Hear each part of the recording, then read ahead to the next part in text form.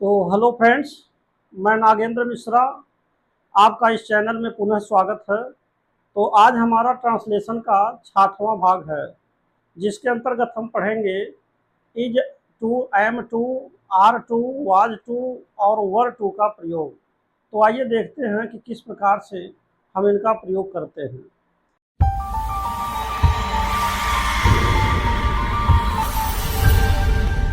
जैसा कि पिछले चैप्टर में, यानी कि पिछला जो 5वां भाग है, उसमें आपने पढ़ा था has to, have to, had to, will have to, shall have to, और जिसका हिंदी में अर्थ होता था पढ़ा या पढ़ना पड़ता है या पढ़ेगा, कुछ इस तरह के हिंदी वाक्यों के अंत में उसके संबोधन के चिन्ह थे या जिससे पहचान की जा सकती है। लेकिन इसमें कुछ इस तरीके से हैं कि जैसे मान लीजिए यहाँ लिखा है कि is to, am to, are to, was to, were to का प्रयोग। तो इसका पहचान सबसे पहले ये है कि जैसे किसी भी हिंदी के वाक्य के अंत में जब हम जाएंगे तो वहाँ पर ने प्लस को या वाला या वाली या वाले आदि होगा। जैसे मान लीजिए वह स्कूल जाने को है अथवा वह स्कूल जाने वाला है, तो इस तरह का इसमें अर्थ आएगा। जैसे मान लीजिए आपका यहाँ ने दिया है और प्लस को दिया है, फिर आपका वाला दिया है। तो जैसे यहाँ लिखा जाने, तो यहाँ देख रहे हैं कि ने आया है और फिर उसके बाद को हैं, यानी कि वह स्कूल जाने को हैं अथवा वह स्कूल जाने वाला है। तो ने के साथ या तो को जुड़ेगा और या तो वाला, वाली अथवा वाले, इस तरह से शब्द आएंगे।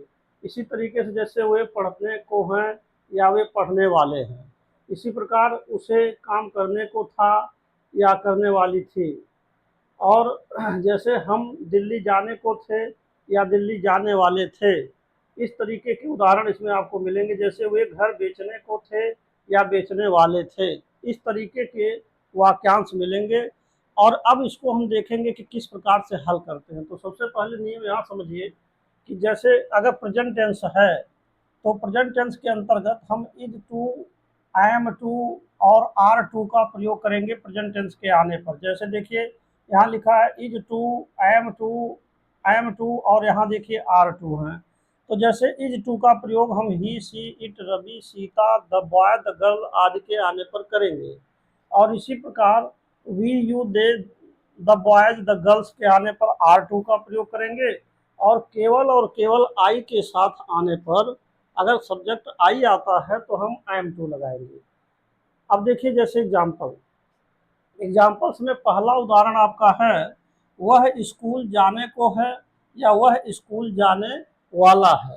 तो ऐसे में लिखेंगे, सबसे पहले वह की अंग्रेजी आप सब्जेक्ट लिख देंगे ही, और ही लिखने के बाद अब देखिए इसमें से ही के आने पर इज टू लगेगा और सी के आने पर इज टू लगेंगे, इट के आने पर इज टू लगेंगे। इसी तरीके से जो भी सब्जेक्ट इसमें से आएगा तो हम इज टू लगाएंगे। तो ही इज टू हो गया और फिर प्लस वर्ब की फर्स्ट फॉर्म गो लगा देंगे टू स्कूल। इस तरीके से ये हो जाएगा। दूसरा सवाल है वे पढ़ने को हैं और या पढ़ने वाले हैं, वे पढ़ने को हैं या पढ़ने वाले हैं, तो वे की अंग्रेजी हम दे लगाएंगे। और दे सब्जेक्ट किसमें आ रहा है, जैसे वी, यू, दे के आने पर हम आर टू लगाएंगे, द बॉयज, द गर्ल्स आने पर आर टू लगेगा। तो इस तरीके से दे के साथ हम आर टू का प्रयोग करेंगे और प्लस वर्ब की फर्स्ट फॉर्म लगाएंगे। इस तरीके से हो जाएगा। तो अब ये था आपका प्रेजेंट टेंस के बारे में। देखिए अगर किसी भी वाक्य के अंत में है, हूँ, हो आ रहा है, हूँ, हो आ रहा है, तो वह प्रेजेंट टेंस होगा। तो ये दोनों सूत्र जो आपका है प्रेजेंट टेंस के लिए है। अगर सब्जेक्ट मान लीजिए आई होता है तो एम टू हो जाएगा। तो ये दोनों ही सवाल आपका प्रेजेंट टेंस के लिए है। ये हो गया प्रेजेंट टेंस। और दूसरा भी आपका है प्रेजेंट टेंस के लिए है, यह भी प्रेजेंट टेंस के लिए है। और अब देखिए उदाहरण नंबर 3 को।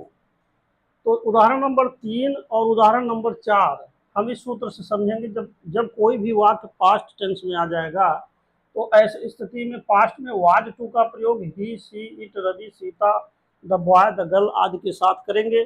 इसके साथ साथ प्लस आई भी इसमें शामिल कर देंगे, आई के साथ भी वाज टू लगेगा।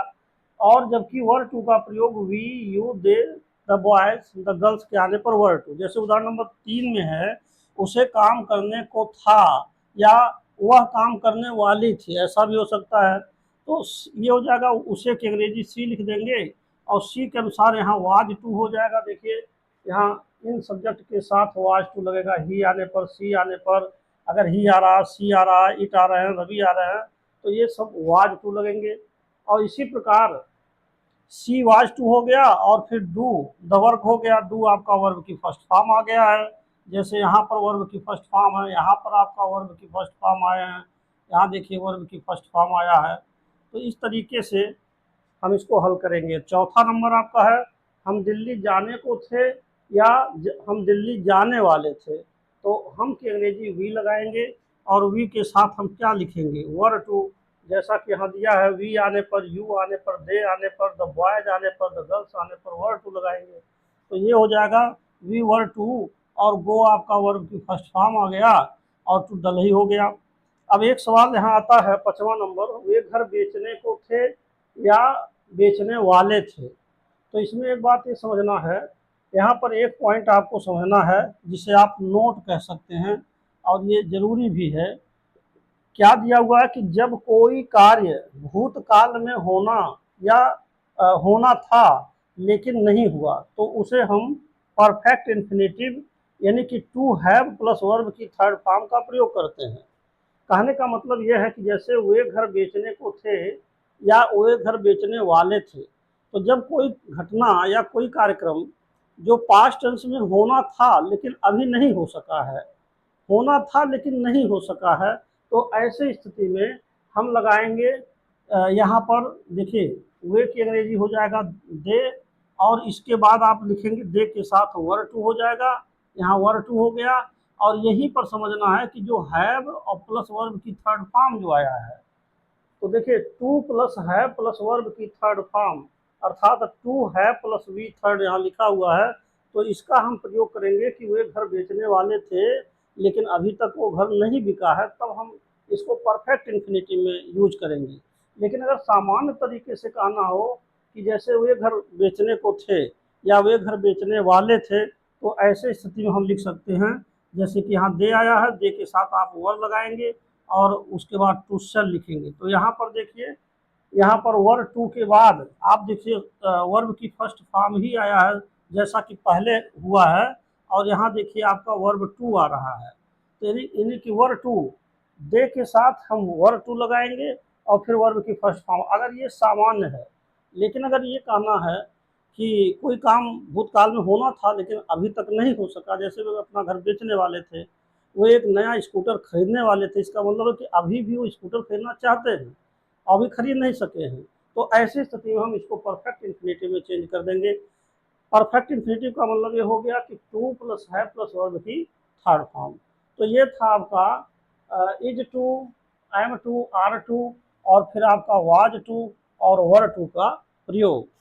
तो अब ये वीडियो यहीं पर समाप्त होता है, और मुझे आशा है कि आपको ये सारी बात अच्छी तरीके से समझ में आ गई होगी।